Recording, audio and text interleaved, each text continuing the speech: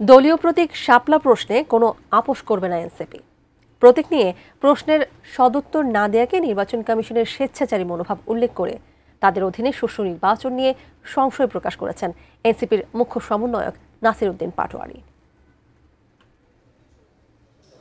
মঙ্গলবার জাতীয় নাগরিক পার্টি এনসিপি এবং জাতীয় লীগ নামে আরও একটি দলের নিবন্ধনের বিষয়টি চূড়ান্ত করে নির্বাচন কমিশন। বিষয়টি নিয়ে বাংলা মোটরে দলীয় কার্যালয়ে এক সংবাদ সম্মেলনে কথা বলেন এনসিপির মুখ্য সমন্বয়ক নাসির উদ্দিন পাটোয়ারি। আতাউর রহমান খানের যে পার্টি ছিল, নিবন্ধন পাওয়ার জন্য নির্বাচন কমিশনকে ধন্যবাদ জানিয়ে নাসির উদ্দিন পাটোয়ারি বলেন, দলীয় প্রতীক শাপলার বিষয়ে কমিশন কোনো জবাব না দিয়ে অন্য প্রতীক বেছে নিতে বলা অসাংবিধানিক এবং পক্ষপাতমূলক। এই দলটির এখনো 6 মাসও হয়নি, ইতিমধ্যেই রাজনৈতিক মহলে কিভাবে দলটিকে বৈষম্যমূলক আচরণের মাধ্যমে, স্বেচ্ছাচারী আচরণের মাধ্যমে ইলেকশনের পূর্বেই খারিজ করা যায় সেই ব্যবস্থা ইসি অলরেডি তারা উদ্যোগ নিয়েছে।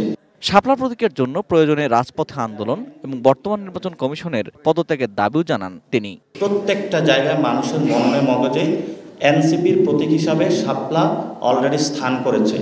তারা এনসিপির শাপলা প্রতীকে যখনই ভোট দিতে উদ্গ্রীব হয়েছে, ইচ্ছুক হয়েছে, তখনই আমরা ইসির পক্ষ থেকে এই ধরনের স্বেচ্ছাচারী এবং বৈষম্যমূলক আচরণের শিকার হচ্ছি। নোভা এলইডি টিভি, ঝকঝকে ছবি, নিখুঁত শব্দ, 5 বছরের ওয়ারেন্টি। নোভা মানি সঠিক মান, নিশ্চিত সেবা। প্রতীক প্রশ্নে আমরা কোনো ছাড় দিব না। বিএনপির কঠোর সমালোচনা করে নাসির উদ্দিন পাটোয়ারি বলেন, তাদের কোনো নেতার অবস্থান ভারতের পক্ষেই। আর্মি, বিএনপি এবং জাতীয় পার্টি, আওয়ামী লীগ এক পক্ষে বিরাজ করছে। সেই জায়গা থেকে আমরা আমাদের কাজ করে যাচ্ছি। বিএনপি যেহেতু জনগণ রয়েছে, 15 বছর নির্যাতিত হয়েছে, জাতীয়তাবাদী একটি শক্তি, তাদেরকে বাংলাদেশের পক্ষ শক্তি হিসেবে নিয়ে আসার জন্য।